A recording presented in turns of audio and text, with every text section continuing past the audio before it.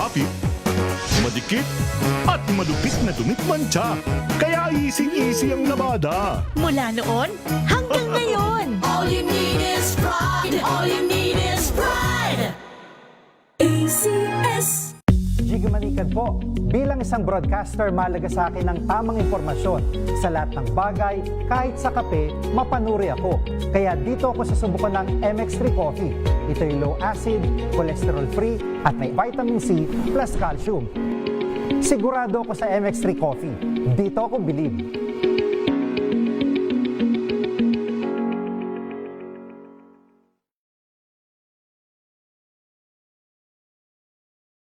Wow, ang saya. Isang barangay na labada, puro mancha pa. Goodbye, pahinga. Mommy, isang laba lang yan sa Pride Bar Blue. May powerful stain-away enzymes na malupit sa dumit mansya. At di masakit sa kamay. Isang laba lang yan. Hello, pahinga. Hello, Pride Bar Blue. ACS.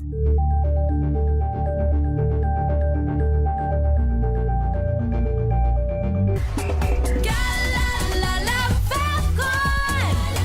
Galalala Falcon. Ang bango ng sampayan. Tara na magsayawan. Califabcon, amoy nakaka-joyful.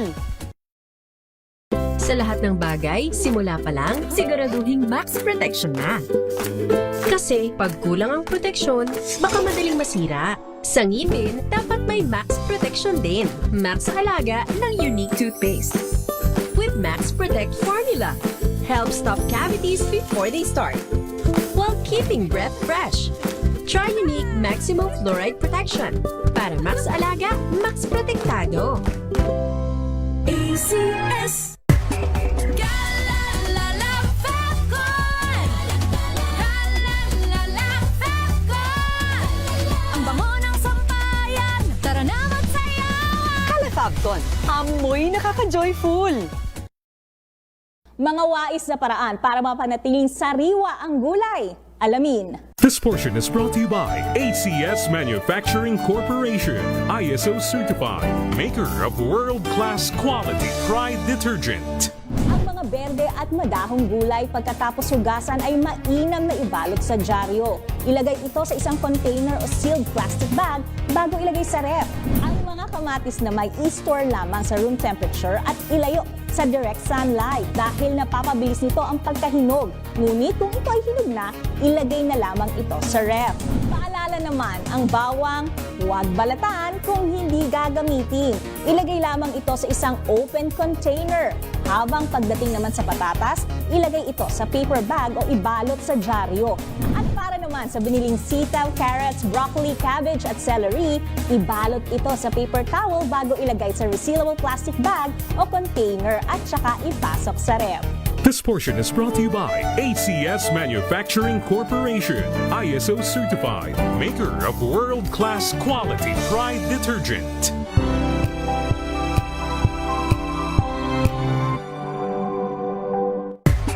Galalala Falcon. Galalala Falcon. Ang bango ng sampayan. Tara na magsayawan. Califabcon, amoy nakaka-joyful.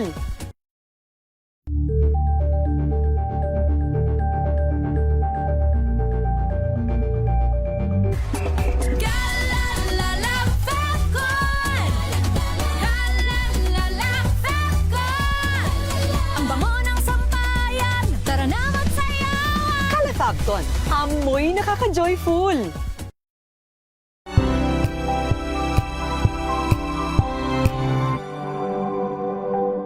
Hello, Washi! Laundry day na naman! Yay! Anong meron? Mancha ng chocolate, Oh. putik, may libag pa. Kaya natin yan!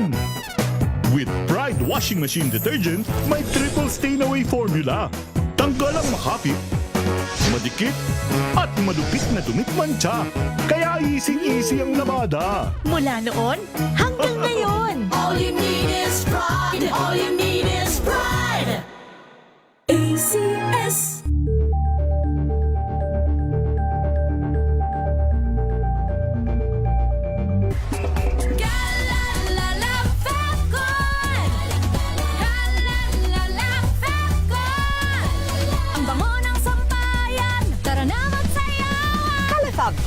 Amoy nakaka-joyful!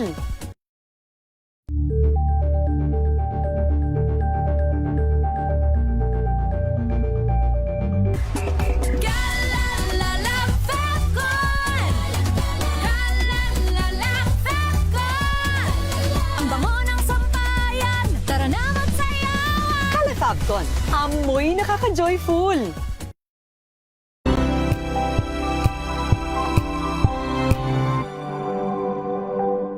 Ito ay bunsod ng naitalang 17 individual na ang kanilang naaresto. ng Metro Manila Development Authority o MMDA ang No Contact Apprehension Policy o NCAP sa Metro Manila. Sa ang ilang mga dokumento ay peke. Hindi rin legal ang employment na ipinangako sa kanila. Sa mata ng batas, mananagot ang sangkot at may sala. Dahil sa bawat paglabag, may karampatang parusa. Alamin ang mga pananagutan sa likod ng mga bawal. Dito sa Hoy! Bawal Yan! Tuwing Sabado, alas 11:30 ng umaga. Dito lang sa DZRH TV.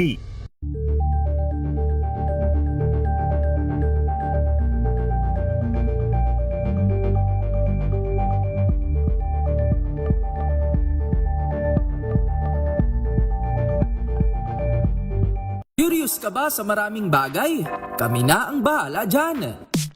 Aalamin, tutuklasin at bibigyang linaw namin ang mga katanungang bumabagabag sa inyong isipan. Sa programa kung saan ang bawat sagot ay galing lamang sa mga eksperto. Ang Expert's Opinion, tuwing linggo alas 3 ng hapon, dito lang sa DZRH TV.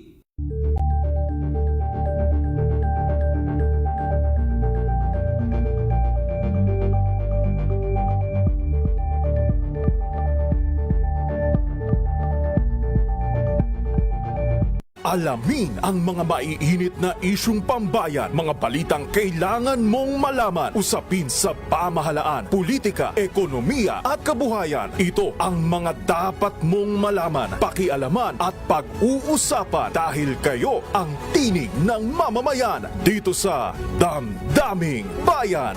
Live sa DZRH Radio, DZRH TV at DZRH Digital. Kasama sina Lakay, Deo Macalma at Elaine Apit. Araw-araw, Lunes hanggang Biyernes.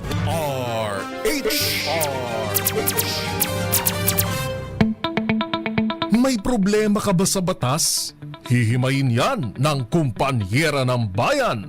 Attorney Cheryl Adami Molina, si Attorney Cam sa Usapang Legal. Usapang Legal.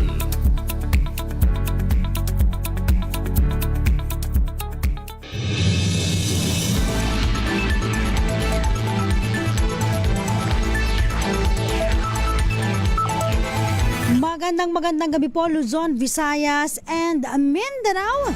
Welcome po sa DZRH Usapang Legal. Kasama po yours truly, ako po si Attorney Cam.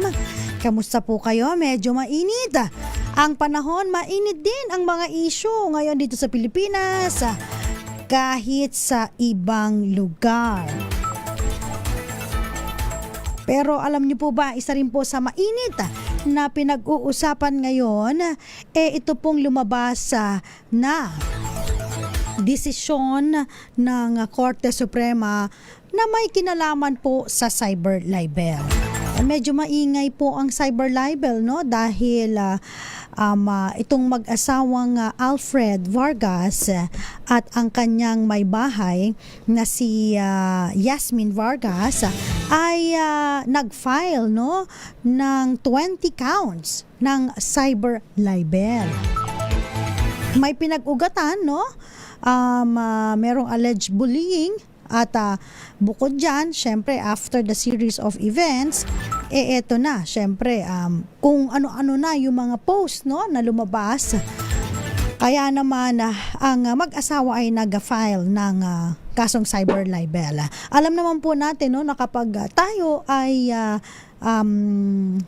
nadadala ng emosyon, bugso ng damdamin, kung ano minsan yung mga pinupost natin sa social media, sa mga accounts natin, na hindi natin alam maaari palang may implication, no? Sabi nila, it's a blurred line between ano ba yung freedom of expression at saka itong cyber libel. Tandaan po natin na ang freedom of expression, yan po ay nasa ating konstitusyon, Article 3, Section 4. Diba? No law shall be passed abridging the freedom of speech, freedom of the press, freedom of expression, and the right of people to peaceably assemble to petition the government for redress of grievances, no? So nabanggit doon yung freedom of speech, freedom of the press, and freedom of expression. So ikaw na nagpo-post, no? Syempre ikaw gusto mo ma-exercise yung freedom of expression, ang yung freedom of speech. So nagpo-post ka, no, ng iyong mga saloobin sa iyong personal account gamit ng iba't ibang media platforms katulad ng Facebook, TikTok, Instagram, X, no, at iba pa.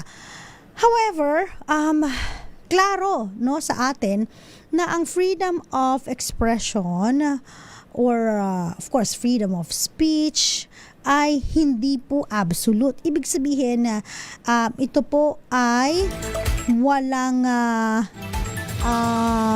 parang limitasyon. Meron po itong limitasyon. Kasama po sa mga limitasyon, no, sa freedom of speech and expression, yung kasong libel, no? Ibig sabihin, maaari kang magsabi na yung mga saloobin as long as etong mga to walang pumasok sa elemento ng kasong libel. Dahil ang kasong libel po ay nasa Revised Penal Code, no? Nasa RPC, kung tawagin natin in short. At pag sinabi pong criminal case, no, maaaring kapag convicted ka, no, ito po ay may kulong, may imprisonment. At itong cyber libel, hinango po kasi ito sa libel, no? Sa RPC, sa Revised Penal Code. Ngayon po, ang libel po, no? Pag kinumit mo via online, hindi libel yon. Cyber libel ang tawag po doon. Bakit ganun, attorney? Ano ang pinagkaiba nila? Kasi at that time, no, na nung kinreate yung Revised Penal Code, baka hindi pa buhay ang mga lolo't lola natin noon. So, sobrang medyo matanda na itong Revised Penal Code. At that time, hindi naman naisip ng ating mga mambabatas na magkakaroon ng social media platforms. Kasi di ba noon, ang hirap kapag manonood ka sa television, sa radio, 'di ba? No, ngayon kasi ang information everywhere, ang bilis ng technology, no? Kailangan mag-cope up nung ating batas, no, sa mga teknolohiya, no? Dito sa especially sa buong mundo, sa Pilipinas, no? So, at that time hindi pa na-envision, no, yung social media platform. So, hindi pa nila alam na pwedeng makomit ang libel sa mga ganitong uri ng teknolohiya. Kasi at that time, ang teknolohiya lang ay ating mga legacy media, yung tinatawag natin na traditional media, which is radio, television, and print. So, dahil meron ng mga social media, so kapag ikaw ay nag-commit ng libel, pero ginamit mo ang social media, dito mo siya pinost, dito mo siya bin-broadcast, no? Sasapulin ka ng cyber libel. Kasi limited lang po ang kasong libel, no? Meron siyang means of committing libel. So, hindi kasama dito yung mga social media platforms. So, kung hindi ka papasok dito, sa cyber libel ka sasapulin. Pero, same lang po ang elemento, ang mga elemento ng libel ay nakomit, no?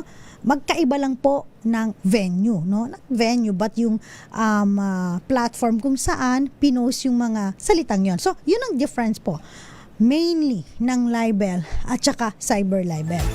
So, dahil medyo maingay pa, no, yung sa mga lumalabas sa feed nyo about dun sa pag-file ng 20 counts ng cyber libel na mag-asawang Alfred Vargas and Miss Yasmin Vargas, last April 2026, no, pag makikita nyo po dun sa official website ng Supreme Court, no, naglabas po, no, dun sa Office of the Spokesperson, kung saan yung desisyon ng Korte Suprema na ina-affirm na yung cyber libel ay maaaring mag-prescribe ng 1 taon from discovery. Yan.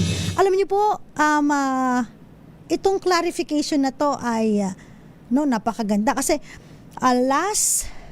previous years, ang pagkakaalam namin, itong cyber libel, nagpi-prescribe to 15 years, no?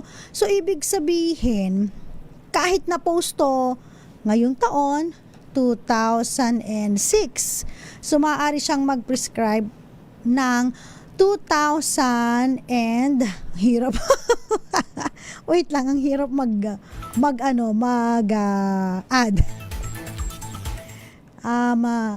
Jeric, add mo nga 2026 plus 15. So, ilan yon? 2041 daw. Salamat, di ba? Thank you sa ating mahiwagang calculator. Human calculator, si Jeric. So 2041, so maaari siyang mag-prescribe.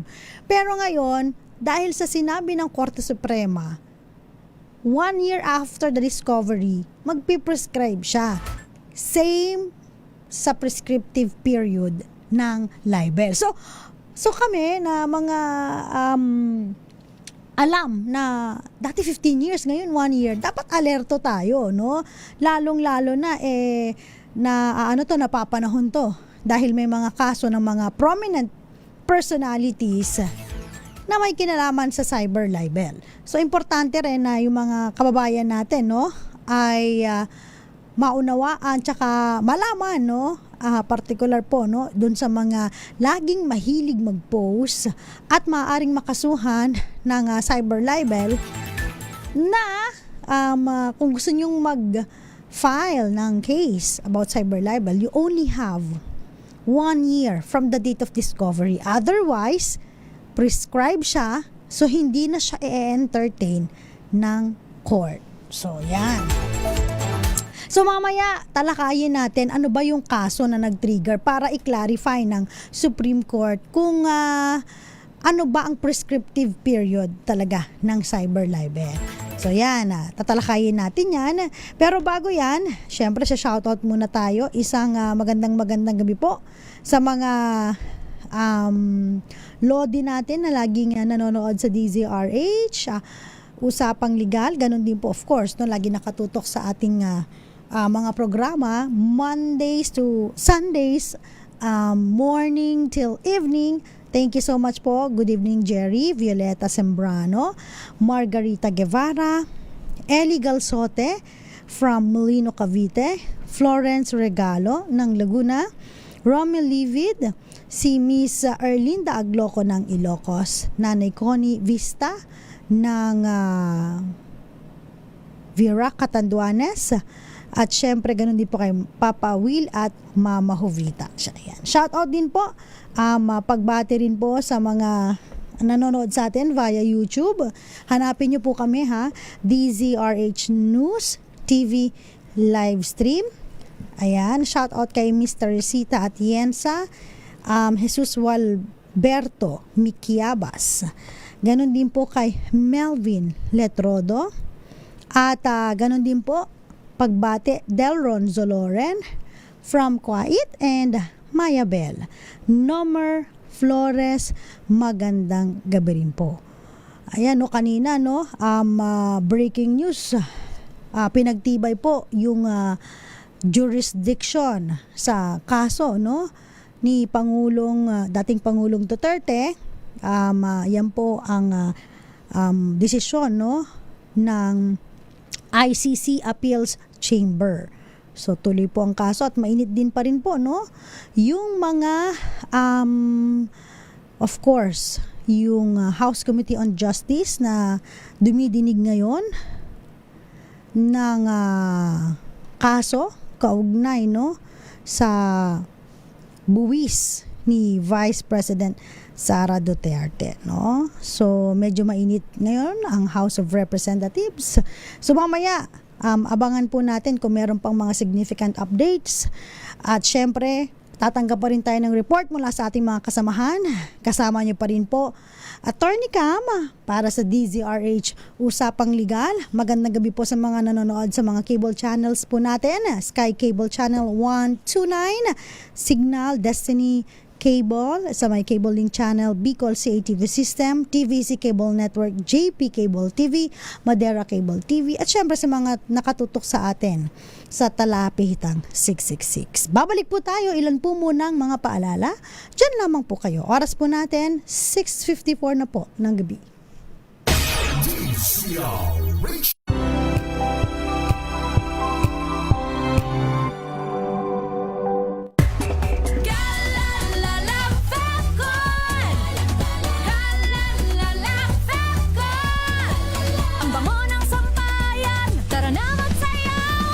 Fabcon, amoy nakaka-joyful.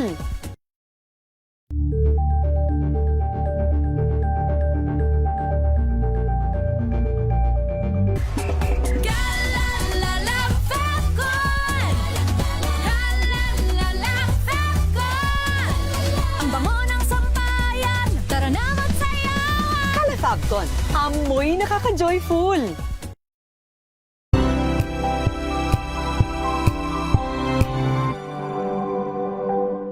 Abangan this Saturday. Hi, this is James Reed and you're watching Scene Zone. Kilig vibes with Mr. Randomantic. Yes, I can say I'm living that Randomantic life. Ginawa ko na yun. Yes. I think maybe twice or 3 times. Hindi lang kita sa final edit of the music video, but there was a lot of fans passing. Troll pa lang Pwede naman. rin naman sa real life. Yes. I wouldn't mind. E paano na lang kung si James Reid ang kasama mong mas stuck sa traffic? Baby, pasensya na, nananaginip pa, hindi na para isisi sa iba. Kung pwede lang na lumipas sa EDSA, di na nga maghihintay pa. Alas 12 ng tanghali, dito lang sa DZRH TV.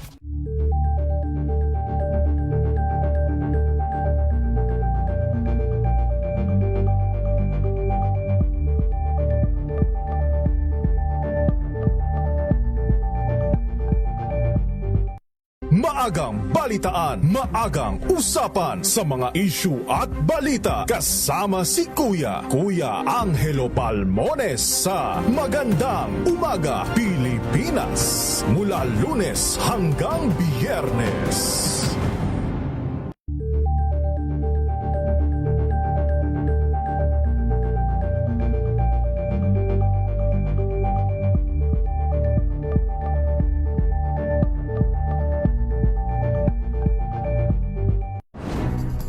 Good vibes ang hanap mo? Dito ka na sa sigurado! Mula sa mga istoryang nagbibigay ng inspirasyon hanggang sa mga kwentong may dalang solusyon. Mga balitang pampagaan ang pakiramdam at pampaganda ng araw. Hindi lang ba sa good news, kundi the best. Usapang Legal.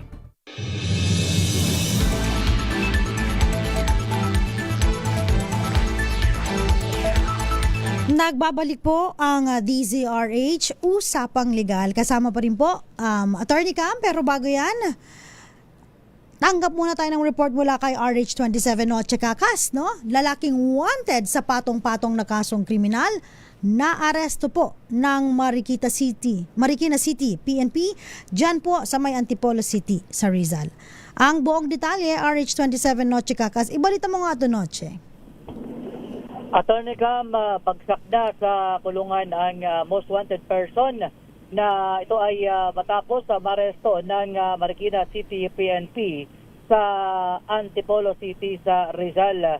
Kinilala ang naarestong wanted na si alias Mukring na nakumpiskahan rin ng baril at bala. Ayon sa report ni Marikina City Chief of Police Colonel Jenny Texon, pinasahan ng Miranda rights ng mga operatiba sa Sitio Lukban, Royal Palm Street ng Barangay de La Paz ang akusado.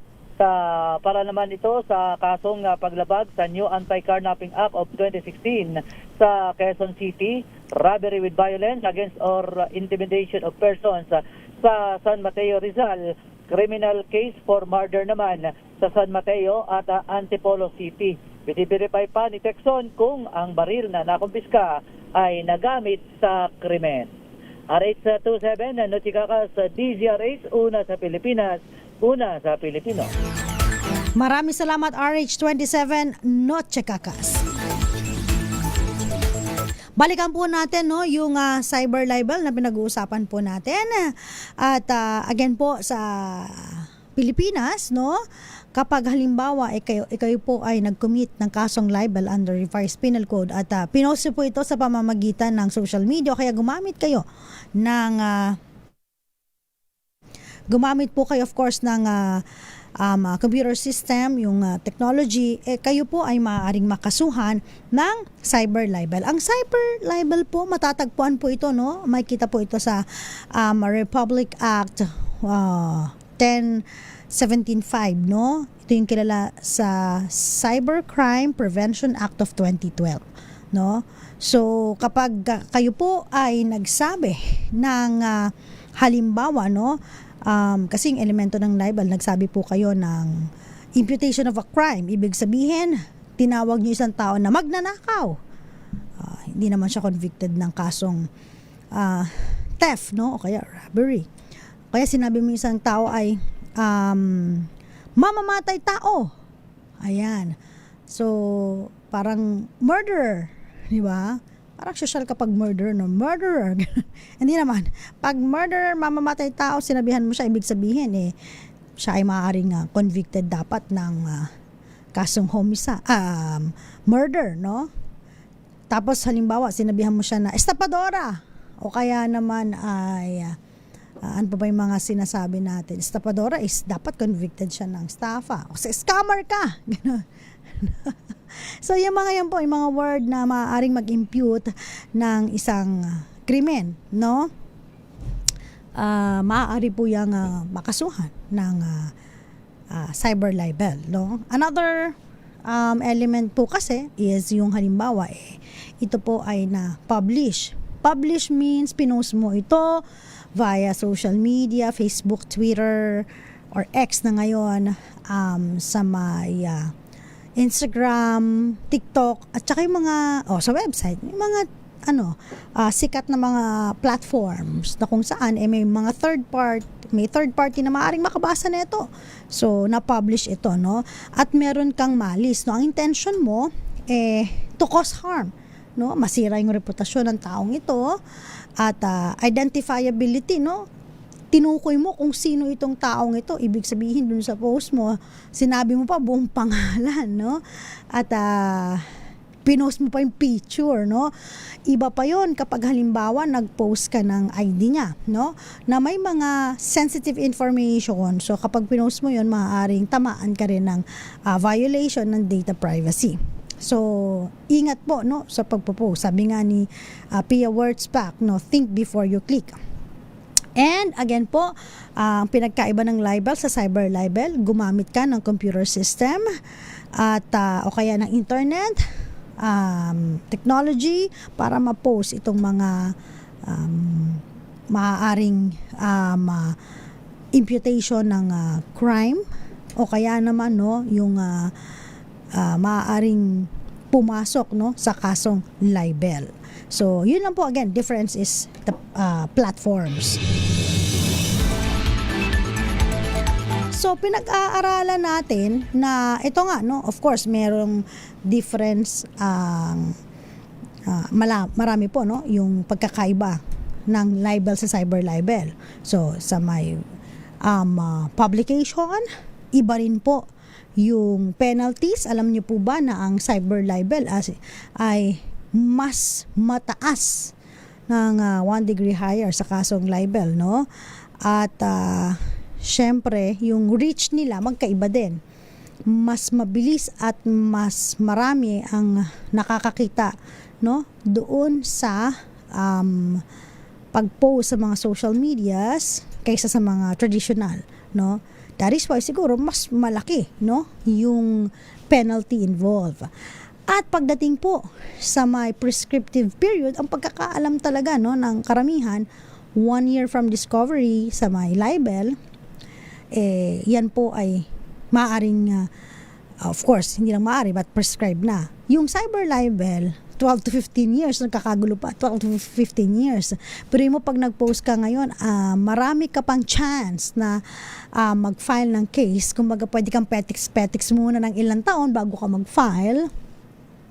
Kahit na na-discover mo na yung mga post na yon, meron ka pa ring recourse, no? Pwede kang humingi ng magpasaklolo sa korte. Pero ngayon, nakin-clarify na ng Supreme Court, dapat maging alerto kayo dahil you only have 1 year from the discovery, no, ng post na yun, malicious post na yon, para humingi ng saklolo sa korte. Yan, clear yan. So, bakit natin nasabi na meron ng bagong kaalaman, no, pagdating sa prescriptive period? Ito po, no, meron pong kaso na umabot po sa Korte Suprema na kung saan nung last December 2020, no, si Cotabato 2nd District Representative Hernandez ay nag-file po ng cyber complaint, no, sa prosecutor against Kausing, no?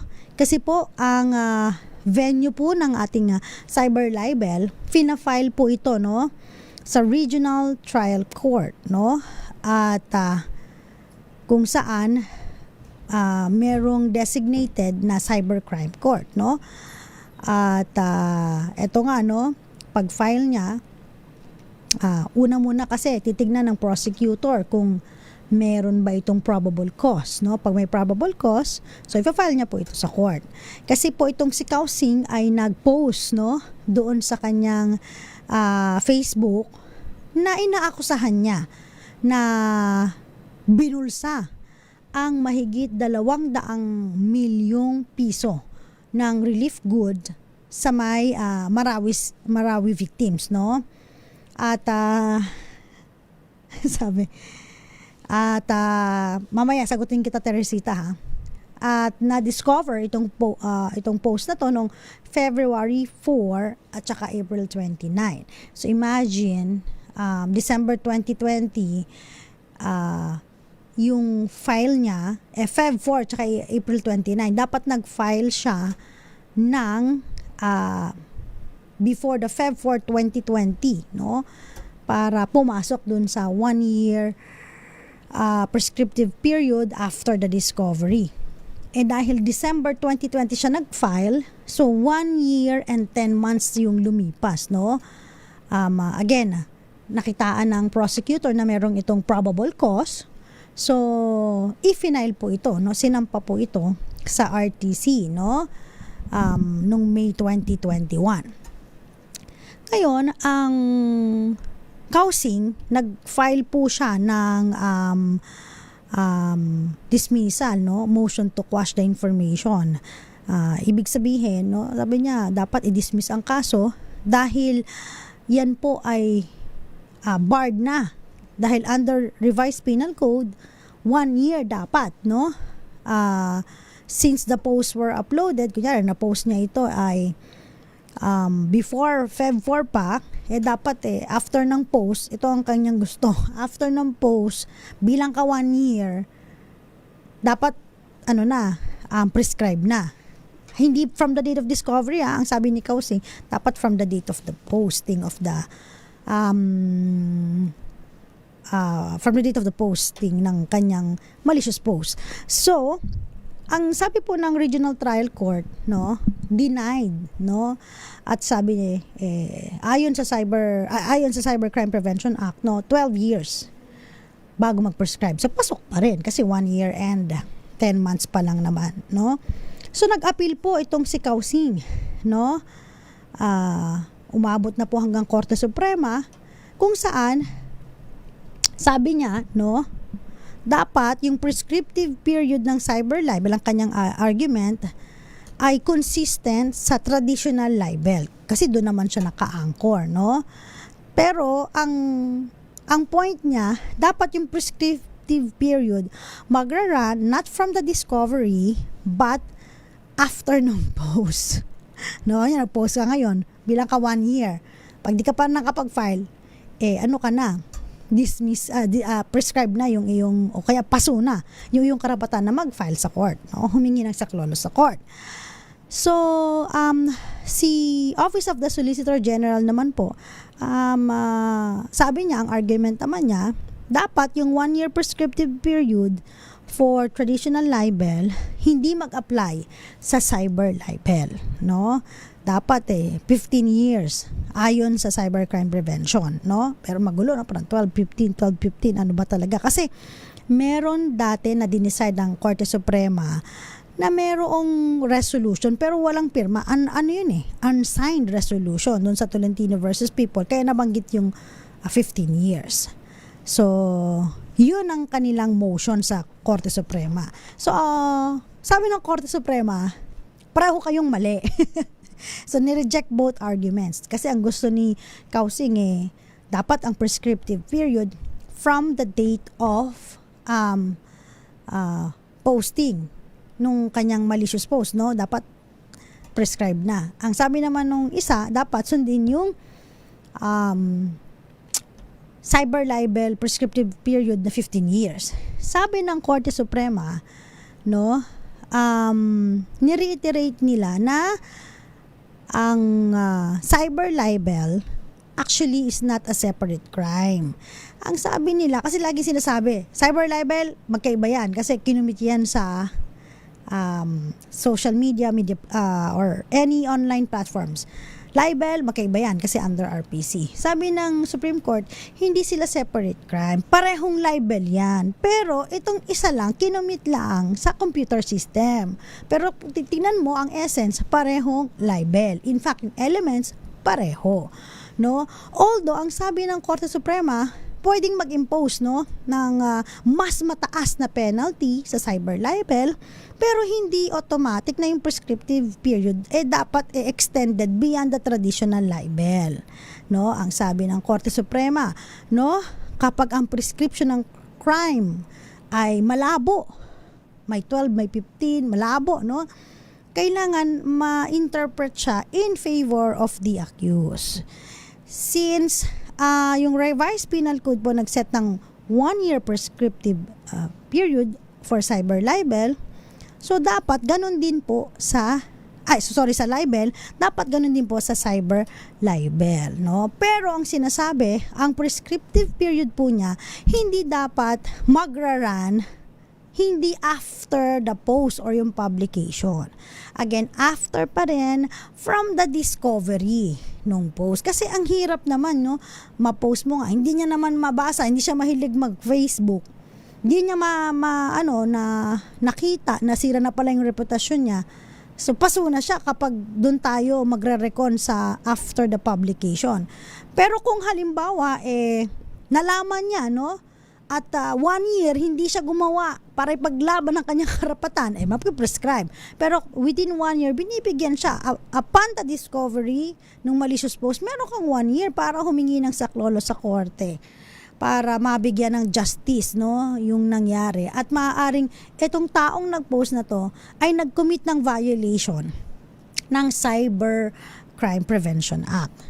Particularly, yung kasong cyber libel. So, ano po yan, no? Kinlarify nila. In fact, pati yung ruling dun sa may Tolentino versus People, kung saan nabanggit yung 15 years, no? Sinabi ng Korte Suprema na hindi to binding, hindi to applicable sa kasong ito. Magkaiba sila. Kasi yung Tolentino na kaso, na-decide yun sa pamamagitan ng unsigned resolution. So, it binds only the parties.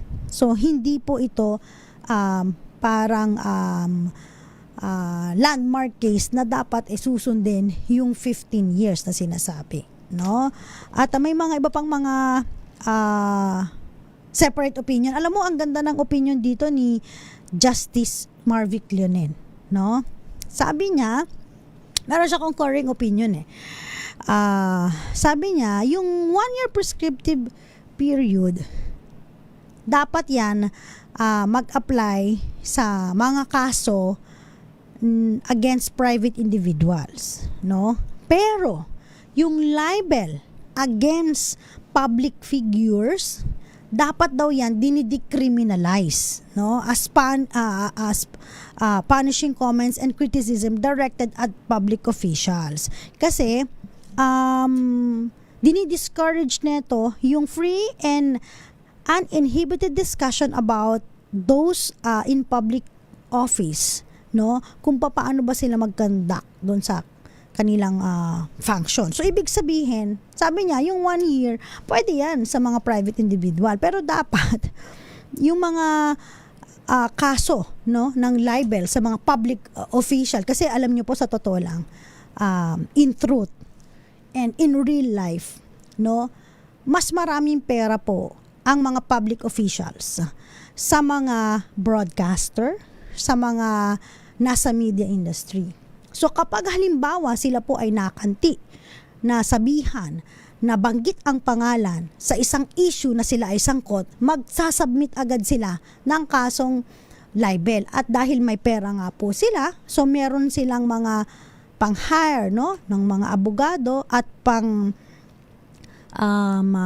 pang-sustain doon sa kaso, no. Unlike sa mga reporters po, no, especially sa mga maliliit na radio station, television station, sa mga newspaper, no. So hindi po ganoon kalaki yung kanilang kinikita.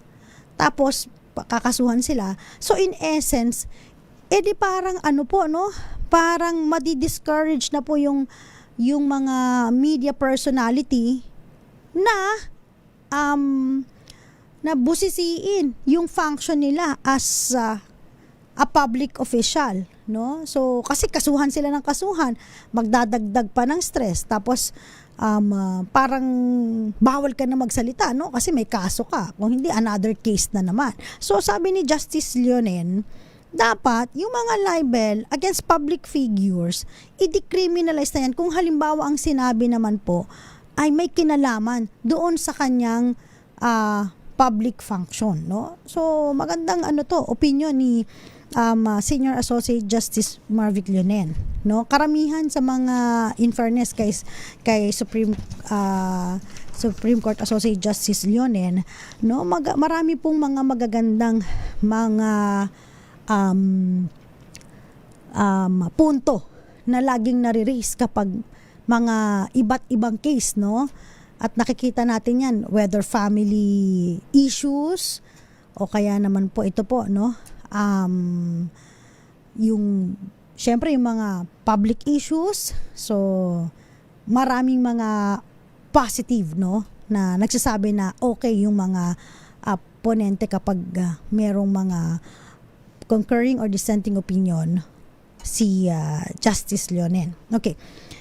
Meron din pong isa pa, no, na nag-concur ng opinion si Associate Justice Kagiwa, na sinabi niya, no, yung libel has always been fixed at 1 or 2 years. Pero hindi siya dapat 10 or more years. Kasi yung cyber libel nga 12 to 15 years.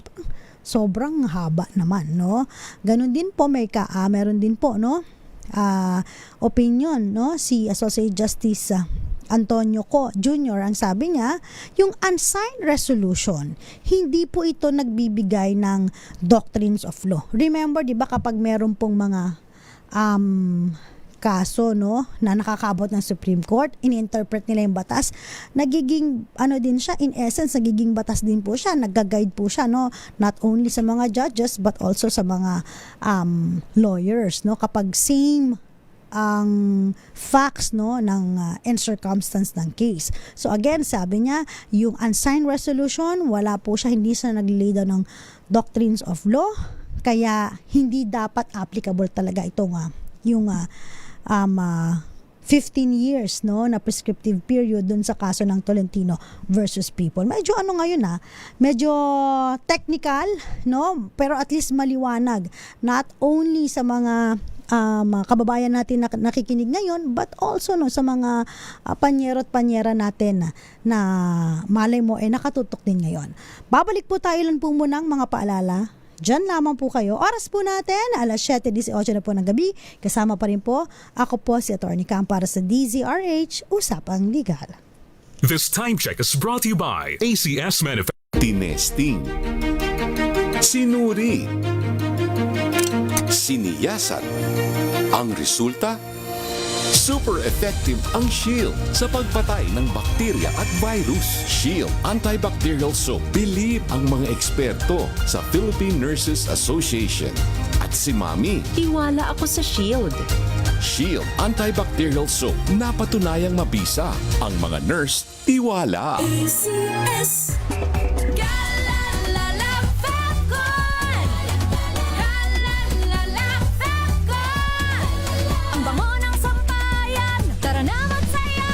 Calafabton, amoy nakaka-joyful. Sa lahat ng bagay, simula pa lang, siguraduhing max protection na. Kasi pag kulang ang proteksyon, baka madaling masira. Sa ngipin, dapat may max protection din. Max Alaga ng Unique Toothpaste. With Max Protect Formula, help stop cavities before they start, while keeping breath fresh. Try Unique Maximum Fluoride Protection. Para Max Alaga, Max Protektado. ACS.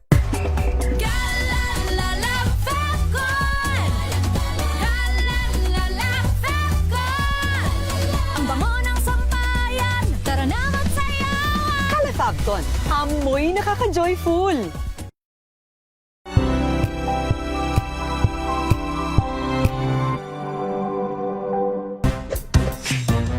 Galing-galing mo, Smart dishwashing paste ko.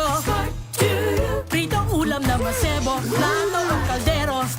Tanggaling for everyday. Ganyan pag Smart ang dishwashing paste. May double tanggaling formula. Tanggal ang sebo, tanggal ang bakterya. Pahit para walang bahid, linis fantastic sa metal at plastic. Number 1 ko to.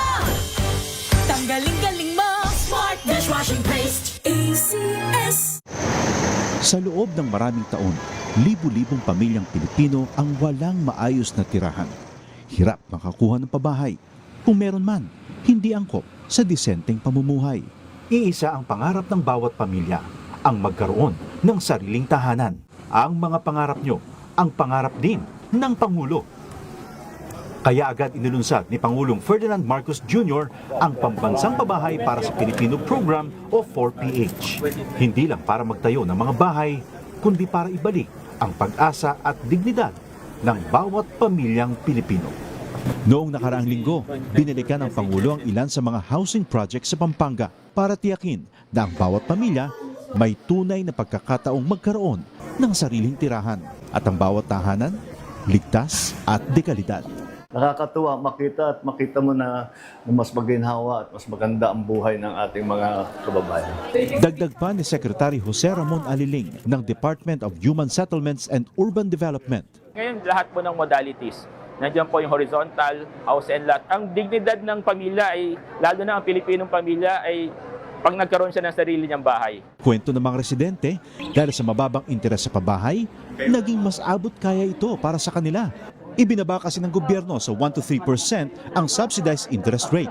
Para sa mga kwalipikadong benepisyaryo ng Socialized Housing Project, aninsunod pa rin sa utos ng Pangulo. Yung mga kulang na bahay ay kagawa natin ng paraan upang lahat ng nangangailangan ng pabahay ay gagawin natin. Sa buong bansa, tuloy-tuloy ang trabaho.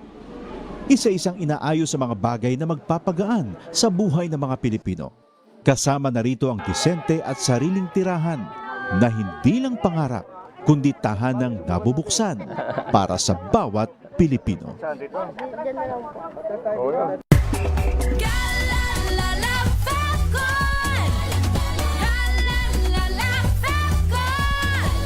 Ang bango ng sampayan, tara na magsayawan. Calafabton, amoy nakaka-joyful.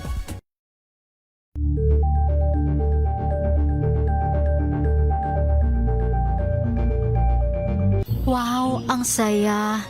Isang barangay na labada, puro mancha pa. Goodbye, pahinga. Mommy, isang laba lang yan sa Pride Bar Blue. May powerful stain-away enzymes na malupit sa dumit mancha. At di masakit sa kamay. Isang laba lang yan. Hello, pahinga. Hello, Pride Bar Blue. ACS. Akala nyo lang yon. So solid, White Rose Papaya, wow, White Rose, White Rose Papaya, wow, White Rose, White Rose Papaya, may glow up with White Rose Papaya. White Rose Papaya. May puti power times 2 kasi may papaya at niacinamide. May shea butter and tea tree oil pa. Kutis sulit ang glow up. Glow up with White Rose Papaya. White Rose Papaya. Kutis sulit ang glow up. ACS. Galalala Fecon. Galalala Fecon. Ang bango ng sampayan. Tara na magsayawan. Calefacton, amoy nakaka-joyful.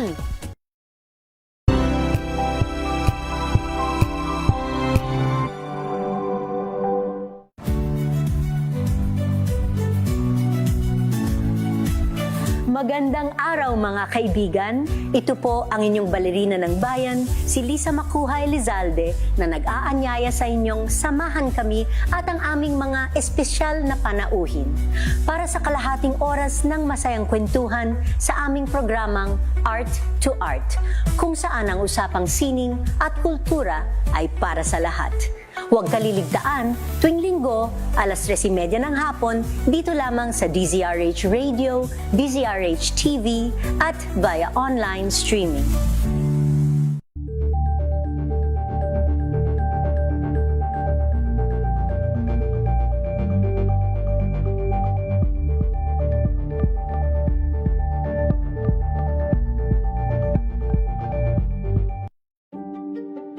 Buklatin ang mga pahina. Pakinggan ang boses ng lipunan. Tunghayan ang mga issue mula sa ibang katayuan. Nakakalungkot kasi deserve ba namin ng ganito? Na hindi nila alam kung ano talaga yung kanilang mga karapatan. Yung gobyerno, tinulungan nila yung kanilang magsasaka. Pinapatahimik tayong lahat using various laws. Through education, kayang-kaya nating baguhin yung ganitong klaseng pag-iisip. Isang kwento, iba't ibang anggulo. Dito, sa Point of View.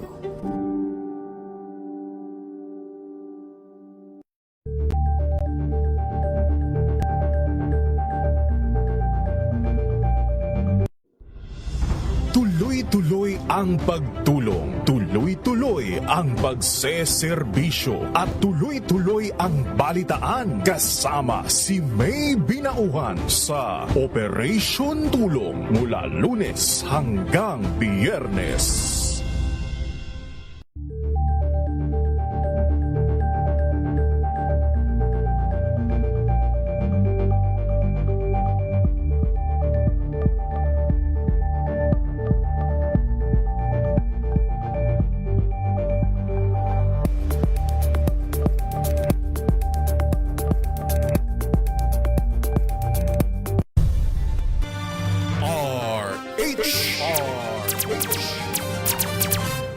Usapang Legal. Nagbabalik pa rin po ang DZRH Usapang Legal, kasama po yours truly. Ako po si Attorney Cam. Bilis po ang ating oras. Pero bago yan, sa mga nagtatanong po, ano naman po, Attorney, yung depensa para sa kasong libel? Siyempre, meron tayong depensa. Ayan, para hindi ka makasuhan ng libel, ayan, again, or cyber libel. Truth as a defense. Totoo yung mga sinabi mo, siyempre, no? At, na i-publish yun for public good. Lack of malice, wala namang mali siya yung pinost mo, walang personal na galit, no? Ginawa mo ito, of course, in good faith and with justifiable ends. Sa mga nagtatanong din, bakit, Attorney, yung mga privilege speech, no, ng mga public officials, no, ay hindi sila nakakasuhan ng libel, no? Napansin nyo, di ba, kapag halimbawa may mga privilege speech sila, grabe, matitindi yung mga banat, no? Especially, naalala ko si late Senator Miriam Defensor Santiago, pag nag-privilege speech siya, talagang may diin, no? At bakit hindi siya nakakasuhan ng libel? Exempt po, no, yung mga privilege speech, yung mga privilege communication, no? Sa kasong libel, no? At ganun din po, no? Kung wala naman na publication, hindi na i-share sa third party, no?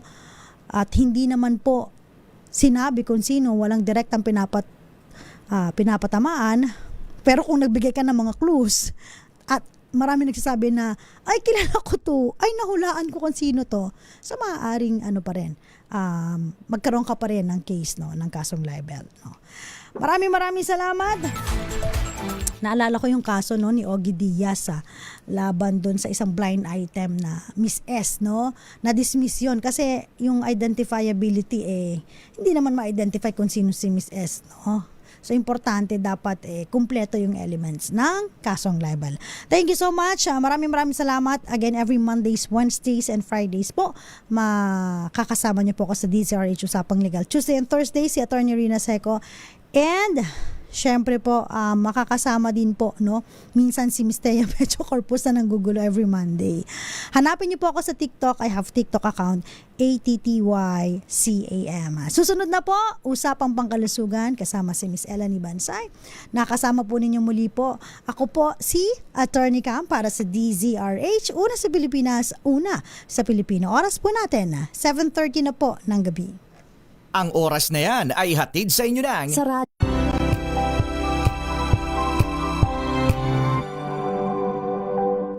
Hello, Washi! Laundry day na naman! Yay! Anong meron? Mancha ng chocolate, putik, may libag pa! Kaya natin yan!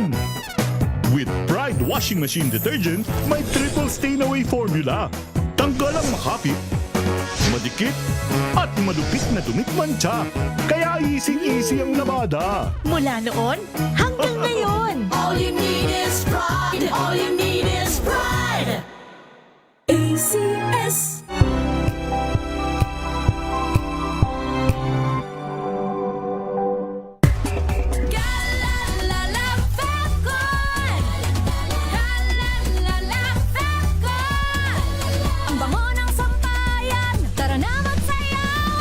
Fabcon, amoy nakaka-joyful!